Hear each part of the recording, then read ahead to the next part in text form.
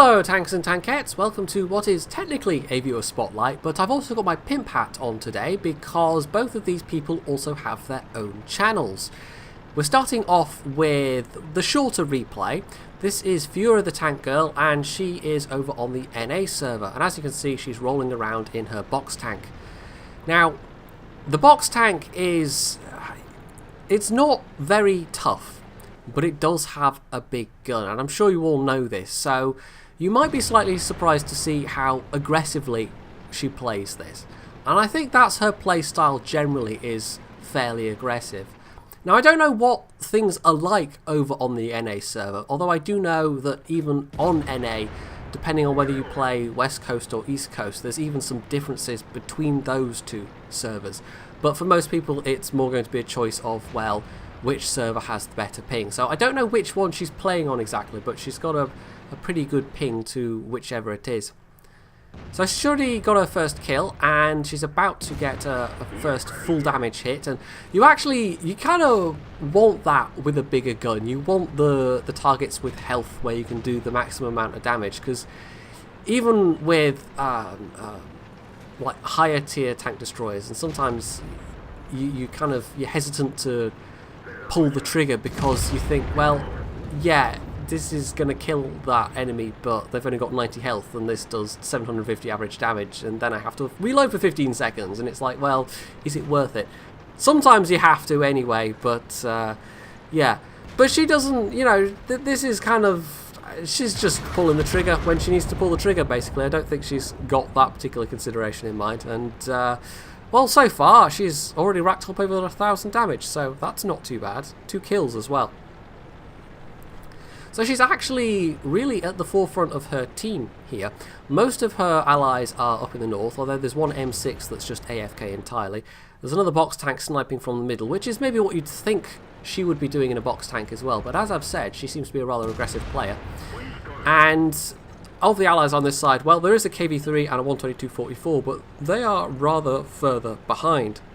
But look at the enemy team list. This has just been a smash and grab, so if she wants to do more damage, she can't just sit passively by and wait for her teammates to roll forward, because at that point, well, the team in the north, pushing round from the northeast side, probably will have mopped up all the remaining tanks if she just sits around and waits for the KV-3 to move up. So she goes for it, and she's, I think, quite consciously and deliberately trading health for damage here.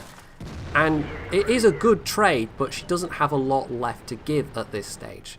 Now this thing doesn't have a lot of armor, and sometimes that can make you a priority target. There's also a Burt still around, so at this point a Burt could kill her quite easily. But I mean, she took out what was the most dangerous enemy, the OI, because that derp gun, along with the KV-2's derp gun, can do a lot of damage to an SU-100Y. But it's actually, ironically, been a Churchill 7 that's done the single greatest amount of damage to her so far. So we've just dodged a shot from that Nashorn, who is looking in this direction rather than towards the tanks pushing from the north. So that might be a concern, maybe, but it looks like, well, there's no line of sight right now, and they must have turned their attention back north at this stage. The KV-3's also finally reached this more forward area, and that E-25 trying to make a getaway, well, no, not so much. Oh, and there's the Nashorn. Yes, that was nasty. That was nearly fatal, in fact. I don't know what the average roll on the Nashorn is. I'm guessing it must have been using a long 88 gun, so it would be a low roll. And she actually has just gotten away with, what is that, 19 health? So, yeah, she really does have to let other people take the lead at this point. But the game is basically won. So, it was actually, I think, a case more of looking at how fast the enemy team was collapsing and correctly judging that actually this was a really good time to be aggressive. Even though being aggressive in the box tank can sometimes go badly wrong. It kind of depends on what the enemy team is doing a lot of the time, and also obviously what your own team is doing as well. But in that case it was just, well, they clearly weren't offering much of a challenge, and you'll see on the second score screen in a moment that, yeah, they really weren't offering much of a challenge. But nonetheless, for her efforts, I mean, she got a high caliber with only 2200 damage, so that was also enough to put her at the top of the team with just over 1,000 base XP. So that was actually a pretty good result. And the VK2801, who was on her flank as well, was in second place. So yeah, the damage was really spread out on this team. And as you can see on the enemy team, well, 6 people with no damage and at least 3 more who only did 1 damaging shot. Now, because she only shot her standard AP ammo, although she appeared to be carrying more of the premium AP, she also made a nice healthy profit there of 54,000 credits, and that's what a premium tank's all about. But on the whole, yes, this was a very nice kind of a smash and grab. It was a nice aggressive game, and it shows what reading the minimap and looking at what your enemies are doing can be particularly important. So, we've jumped from the NA server over to the EU one, and you might recognise this name actually if you're an EU player. This is Mr. Crow, and he's actually a fellow EU community contributor. He's based in, as the name suggests, Croatia, and I think he's the only Croatian language contributor. You can check out his own channel, and you can also see he's in the Kazna clan, which is one of the better clans on the EU server, I think it's fair to say, and there's obviously a fairly high bar to get in such a clan. Now, he's in the 50B this time, which is a rather different sort of tank than the box tank, although like the box tank it doesn't have a lot of armour, so sometimes you're just going to effectively be trading hit points in order to use your clip. But the gun stats and the reload and all that kind of thing are improved enough on the tier 9 that yeah, it's a very, very nice machine to use. Although, myself, when I play it, I tend to play it in a platoon. That's when I think it's at its strongest, when you know that you've got people to cover you when you're reloading. Whereas, in a random battle with just random teammates and no platoon mates to rely on, well, things can get a bit dicey. I'll also point out this, I mean, the previous replay was 9.10. This is also a 9.10 replay.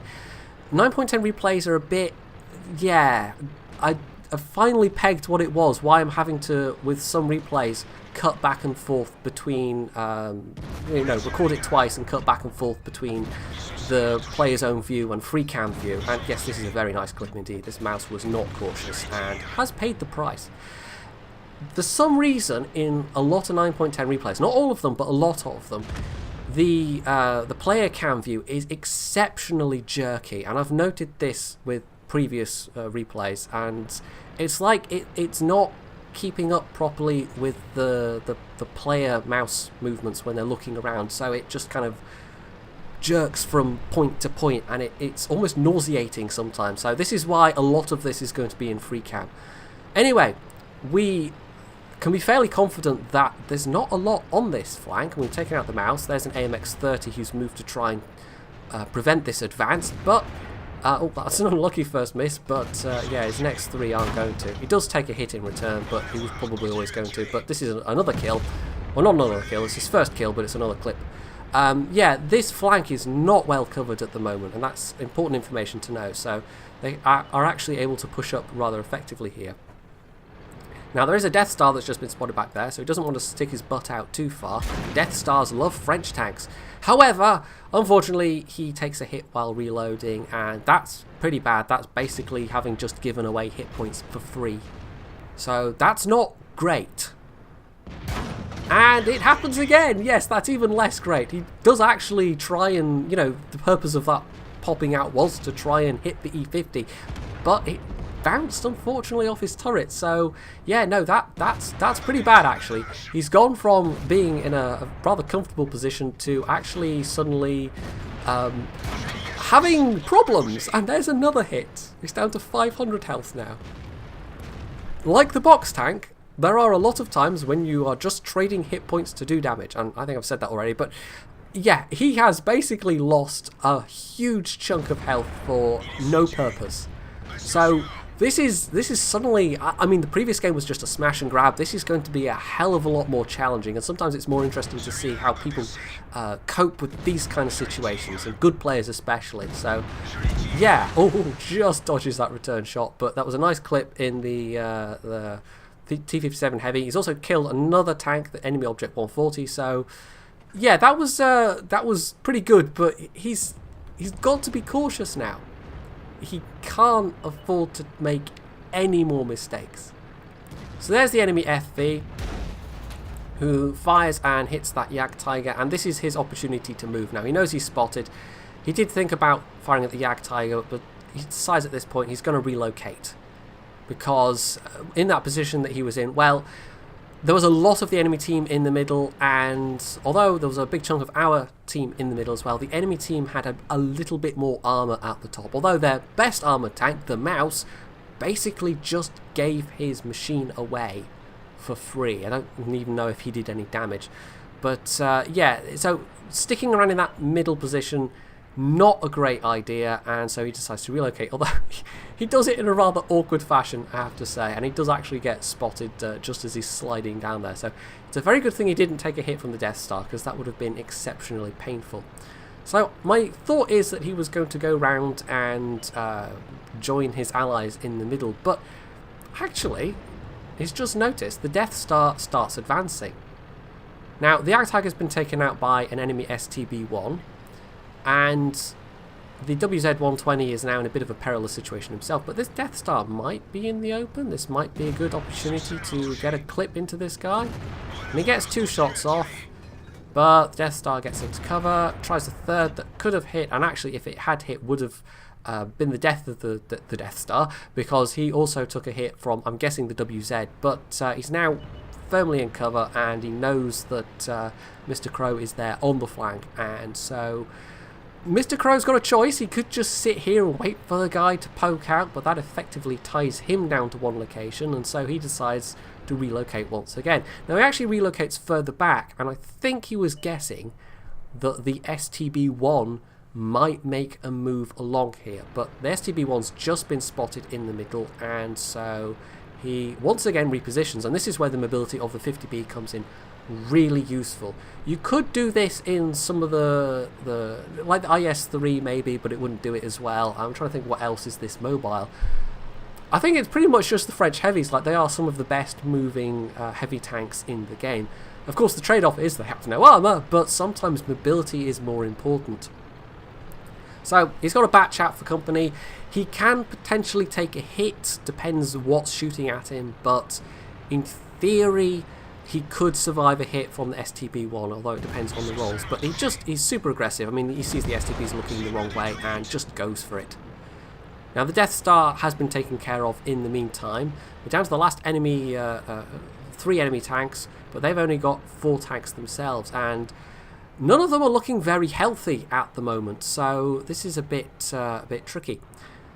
Now I've just left his point of view in here, and you can see the jerkiness of the camera view, but he is paying attention to this E-75 and the bat chat engaging him, and I think he was thinking of going down to help, but figured maybe the bat chat would take care of it. However, unfortunately, the bat chat dies.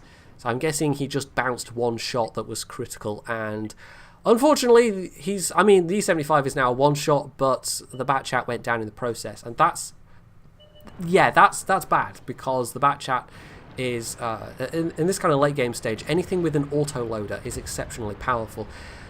And that is true on the enemy team as well, because one of their surviving machines is a WTE-100. And I don't know if you've been paying attention to the chat. Some of it may have been cut out with making the jumps, and oh, there's that E-75. He takes just a moment to notice.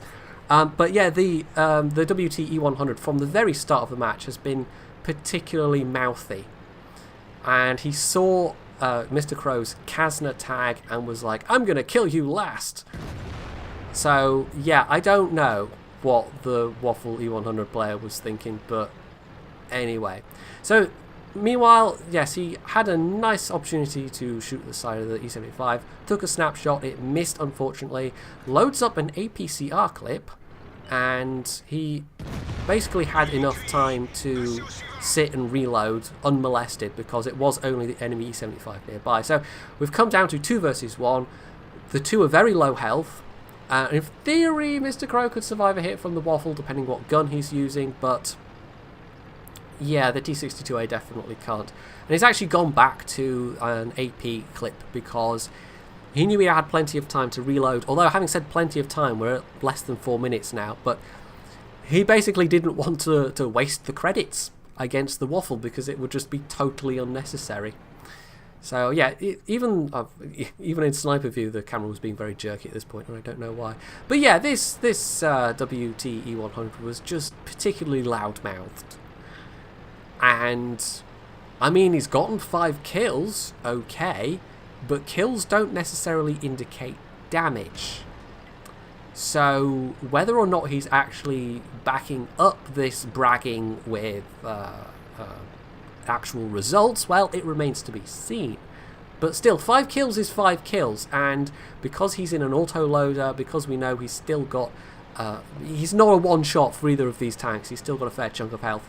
Yeah, this is going to have to be approached carefully, and careful is exactly what Mr. Crow is being here.